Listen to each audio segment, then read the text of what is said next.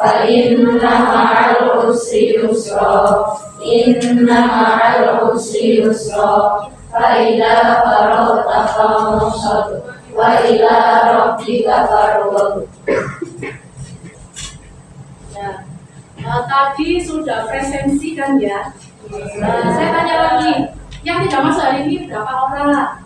Dua. Berarti dari 30 orang, dua yang tidak masuk dengan 28. Sebelum saya menyampaikan tujuan pembelajaran hari ini, saya akan memutarkan sebuah video motivasi untuk kalian. Bagaimana caranya kalian bisa menulis dan tidak malas. Tidak malas. Tekankan ya, tidak malas.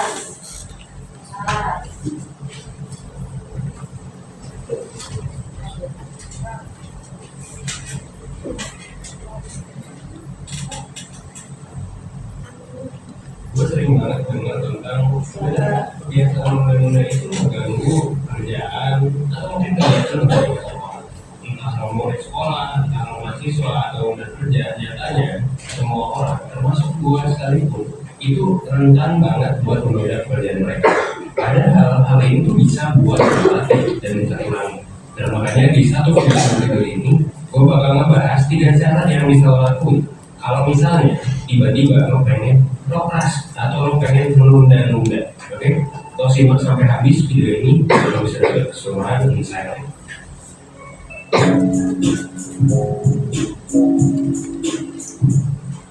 Sebenarnya kalau ngomongin video yang membahas soal cara yang gimana gitu, gue selalu mulai dengan gimana cara kita memahami kebiasaan seperti apa yang biasa muncul ketika kita melakukan sesuatu itu. Jadi habitnya itu apa dulu. Nah, ini lo mesti pertanyakan juga ke diri lo sendiri, lo mesti analisis. Apakah lo jadi sering mulai HP? Apakah karena misalnya ketika deadline yang masih jauh lo cenderung prokras? Atau kayak ketika misalnya lo lagi lapar? Atau ketika lo pengen mulainya berarti aja? Nah, ini lo harus tahu kebiasaan lo menunda-nunda apa. Karena ini tiap orang itu beda-beda. Dengan lo tahu kebiasaan yang kayak gimana yang muncul di diri lo bisa lebih sadar buat tahu apa yang lo bisa lakuin. Nah, kalau misalnya udah tahu dan paham kebiasaan lo, which is sebenarnya susah, kadang susah. Hal berikutnya adalah lo cek keadaan diri lo. Nah, bisa banget dimulai dengan ngecek di mana kondisi atau energi yang lo miliki ketika lo memang mau prokras atau saat ini deh, lo coba cek. Kalau misalnya kondisi itu belum optimal atau energi lo rendah, ini bisa banget dalam produktivitas dan motivasi lo menjadi sesuatu. Jadi mungkin aja keinginan prokrastinasi atau nunda-nunda lo itu muncul karena energi yang lo miliki saat ini nggak sebanding sama beban kerja yang mau lo kerjain. Jadi lo pilih buat nunda ngerjain sampai energi lo cukup. Nah, selain kondisi tubuh atau energi, kebiasaan nunda-nunda juga bisa muncul karena rasa takut sama pekerjaan yang mau lo kerjain. Misalnya lo ada tugas buat nulis esai, bisa 3.000 kata, yang sekilas banyak banget gitu. Nah, bisa jadi orang yang jarang nulis itu suka takut atau ragu, bisa nggak ya selesai tepat waktu. Akhirnya apa? Akhirnya karena takut atau ragu bukannya malah dikerjain tapi nggak dikerjain. Nah, sebenarnya kalau masalah ini 100% pernah ngebahas banyak banget di video sebelumnya di playlist ini. Ya, entah dengan breakdown dulu kerjaan lo, atau pakai teknik Pomodoro atau berbagai macam cara lain. Itu kalau belum pernah nyoba, gue saranin buat ekspor berbagai macam caranya, siapa tahu ada yang cocok.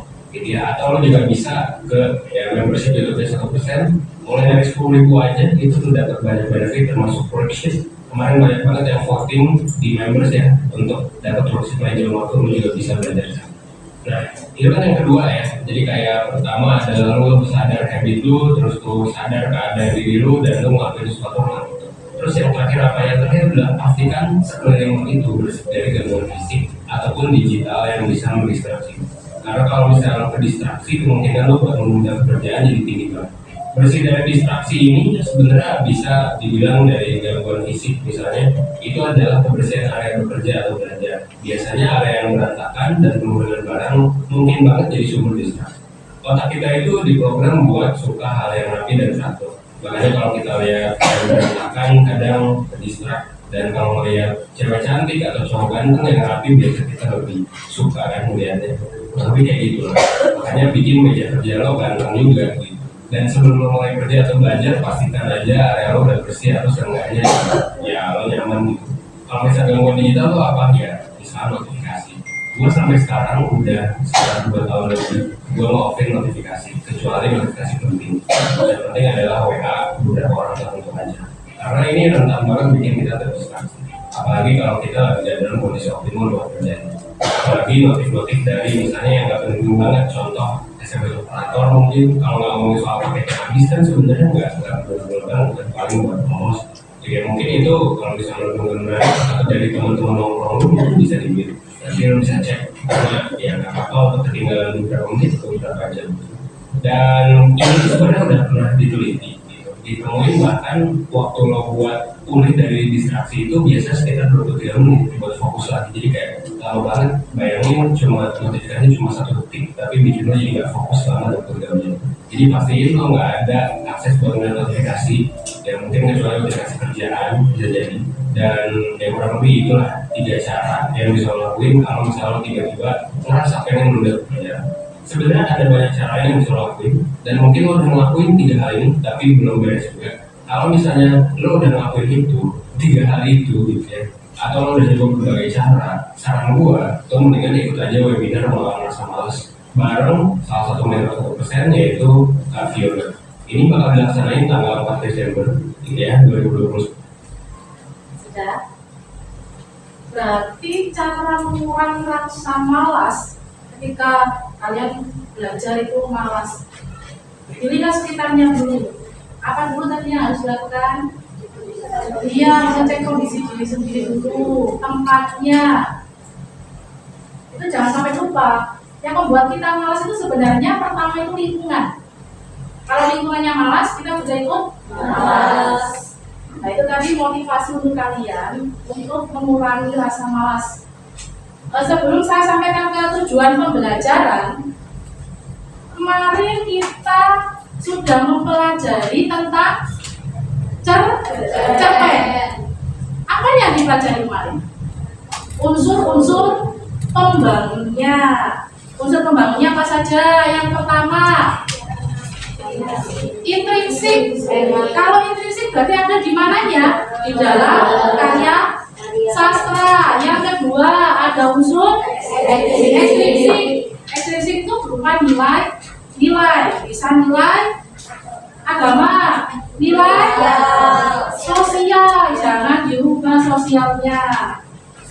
Yang ketiga bisa ke moral, budaya dan sebagainya. Masih ingat? Masih. Berarti kalau masih ingat, saya sampaikan tujuan pembelajaran kita hari ini.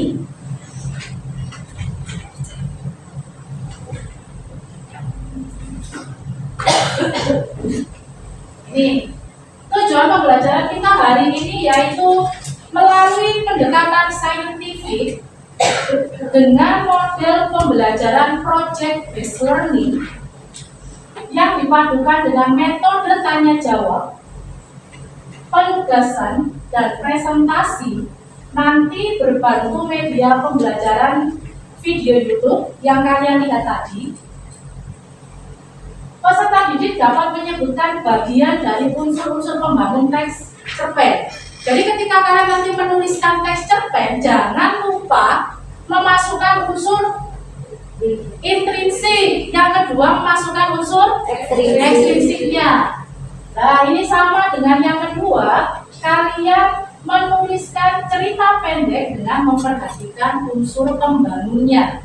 Yang ketiga, terakhir, kalian mempublikasikan cerpen tersebut ke Instagram. Paham? Paham. Ini ada penjelasan mengenai penulisan sebuah cerpen. Kalian simak baik-baik ya.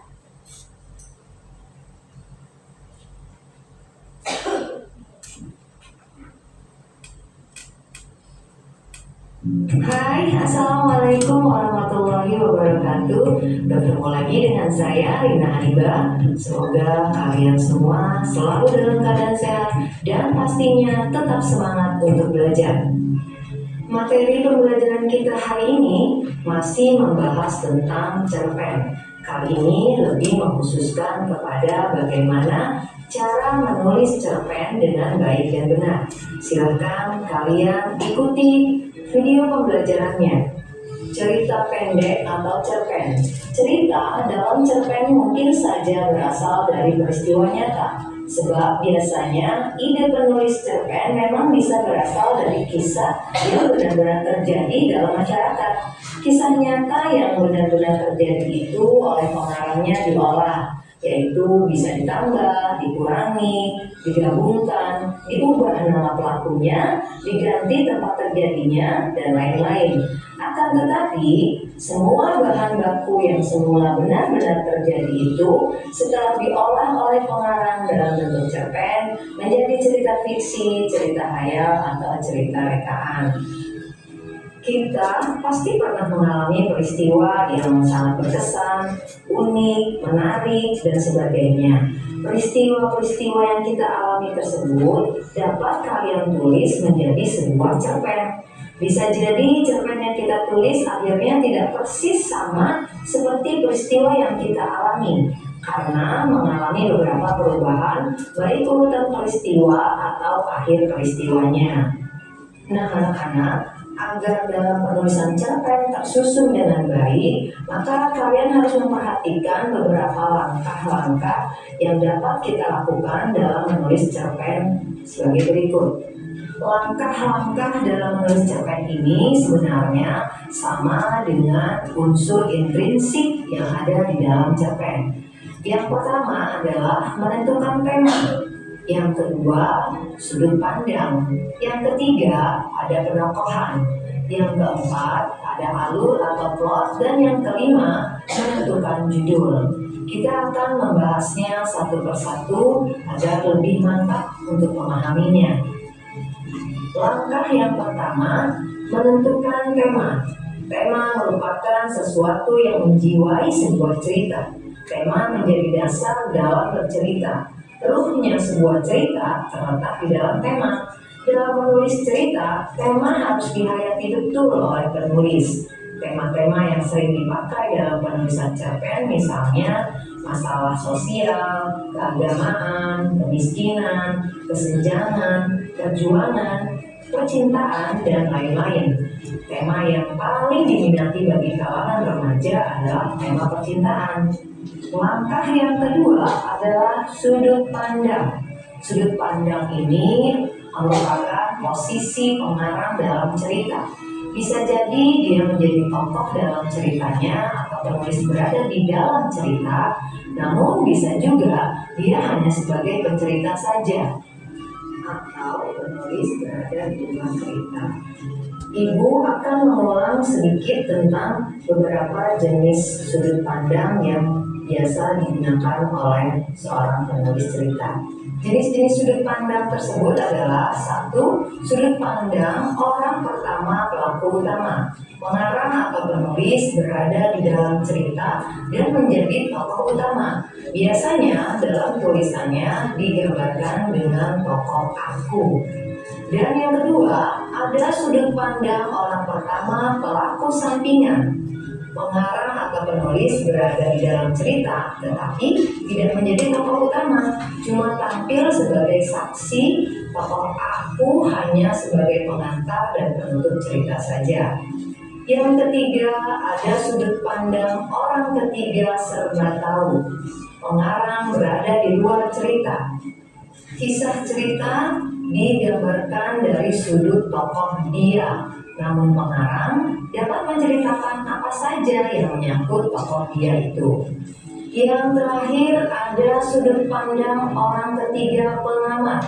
Pengarang hanya melukiskan apa yang dilihat, dialami, dipikir, dan dirasakan oleh tokoh tersebut, namun hanya berfokus pada satu tokoh saja. Kita lanjutkan pada langkah penulisan cerpen yang ketiga, yaitu penokohan. Pengungkapan karakter tokoh dalam cerita harus logis. Pengarang harus dapat menciptakan gambaran yang tepat untuk watak orang yang ditampilkan. Berawal dari penciptaan karakter tokoh inilah jalan cerita akan terbentuk dengan baik. Langkah yang keempat adalah alur atau plot.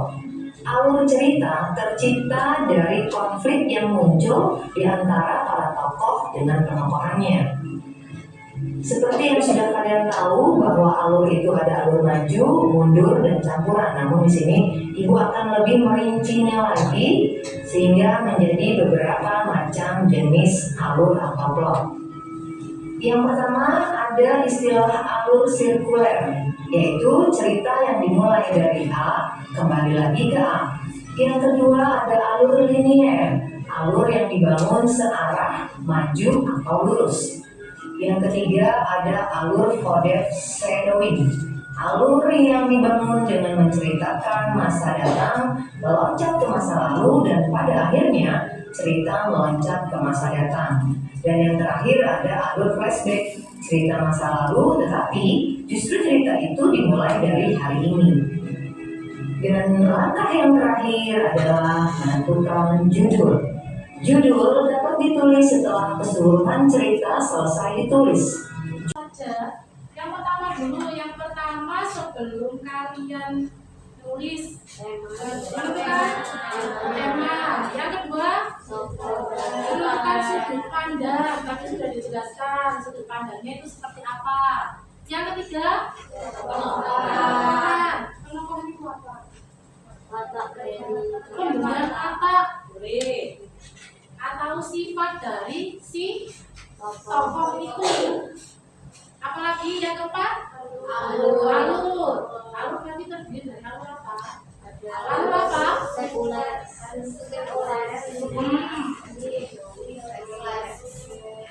Atau alur itu nanti ada maju, ada mundur, ada maju mundur, jangan ditambah cantik. Maju mundur saja, jangan maju mundur cantik. Jangan lupa tulis nama dan kelasnya. Buat kerangkanya terlebih dahulu. Setelah buat kerangka, silakan kembangkan. Tapi jangan lupa nulis 2 gambar itu. Satunya itu gambar mengenai kelulusan sekolah, dan satunya itu kebersamaan. Silakan kalian pilih yang mana.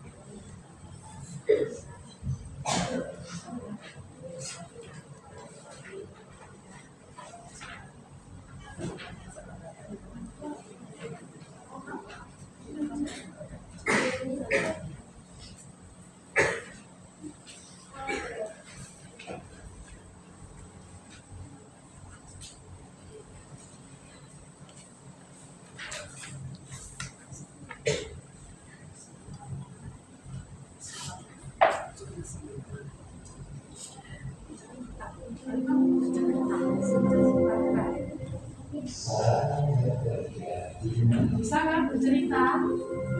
Bisa kan? Bisa. Oh biasanya gosip bisa, kita nggak bisa.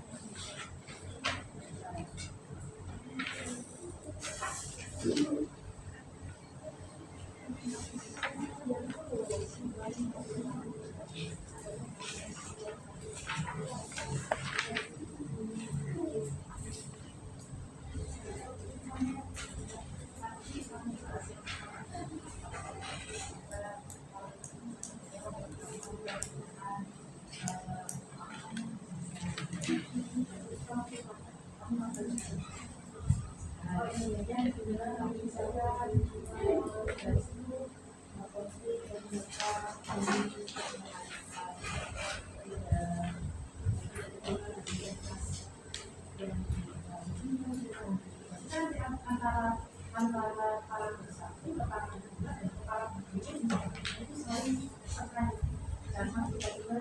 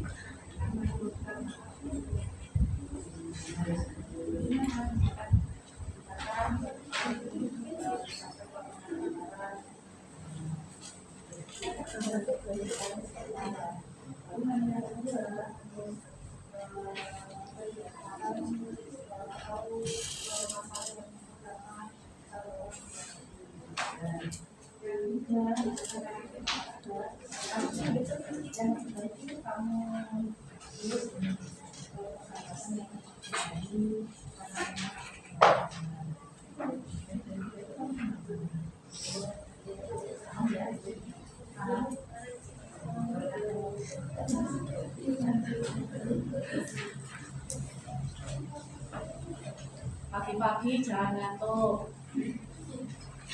Kalau ngantuk, bawa apa? Bawa apa? Nah, jangan gini loh. Ditaruh biar nggak ngantuk.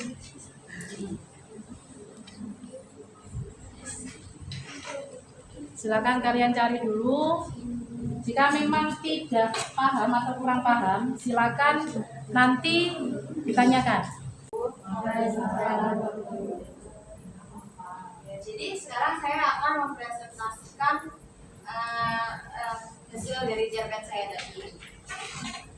Hari ini adalah hari yang paling membahagiakan di SMA Nusa Bangsa.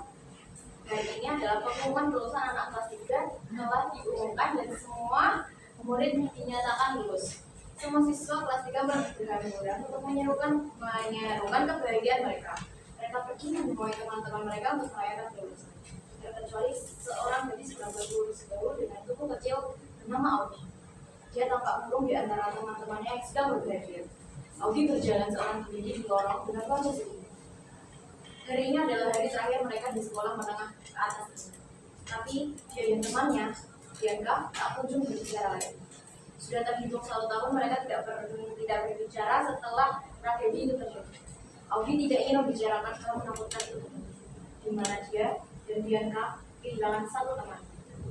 Dulu, setidaknya kurang lebih 1 tahun yang lalu, di SMA Nusa Bangsa terdapat 3 gadis kecil yang bersahabat dari sekolah desa. Mereka adalah Audi, Bianca, dan Cantika. Semua orang tahu bahwa mereka kemana-mana selalu bersama.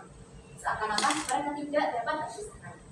Audi si anak dengan keterusan sekolah, Bianca seorang balerina yang sedang sibuk dengan pertunjukannya, dan Cantika si peri kecil yang selalu tersenyum dan membuat semua hal terasa berbeda. Sungguh persahabatan yang begitu sempurna. Semua orang selalu iri dengan pertemanan mereka. Tanpa mereka ketahui, bahkan tanpa Audi dan Bianca ketahui, kehidupan Cantika tak sia-sia. Ada banyak hal yang ia sembunyikan, terlebih tentang keluarganya.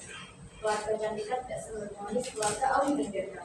Banyak sekali perlakuan kasar dan pertengkaran yang didapatkan Cantika dan ibunya dari sang ayah. Pada suatu malam, di saat itu hujan turun dengan sangat deras. Pada saat itu pula, Audi sedang makan malam bersama kolega sang ayah dan Bianca sedang berlatih balet bersama gurunya. Di tengah makan malam yang tenang, ponsel Audi terus bergetar. Semua orang menatap Audi jengkel. Ya, dia sedang berada pada makan malam penting. Jadi seharusnya tidak ada suara sedikit pun.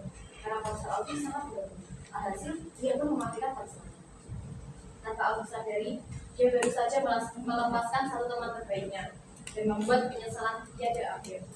Keesokan harinya, Audi pun mendapatkan deretan pesan dari Bianca. Tanpa pikir panjang, Audi pun telepon balik Bianca.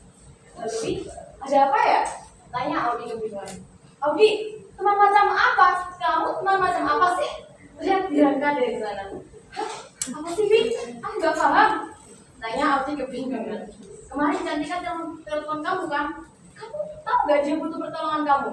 Dan kamu gak ada jawab dia. Ucap Bianca begitu. Aku gak paham, Bi. Jelasin. Cantika meninggal, Bi. Dia bunuh diri karena depresi dengan keadaan keluarganya.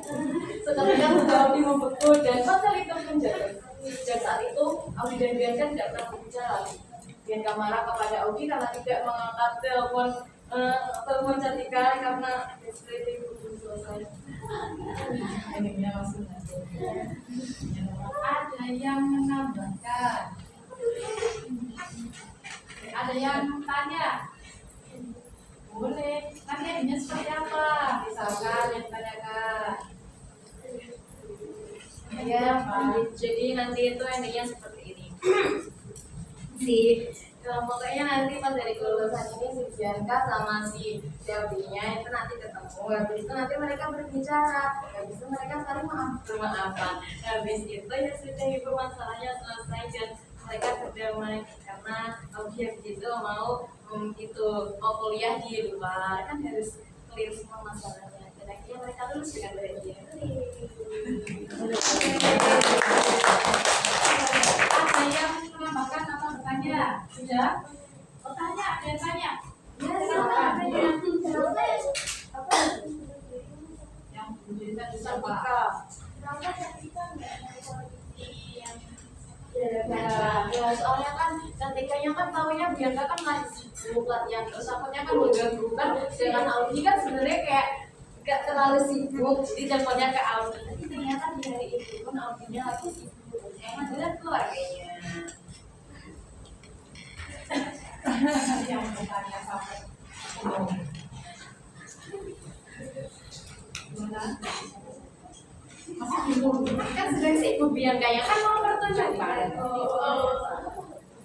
Ada gimana? Kan dia kan berenang kan mau sibuk mau gitu lah.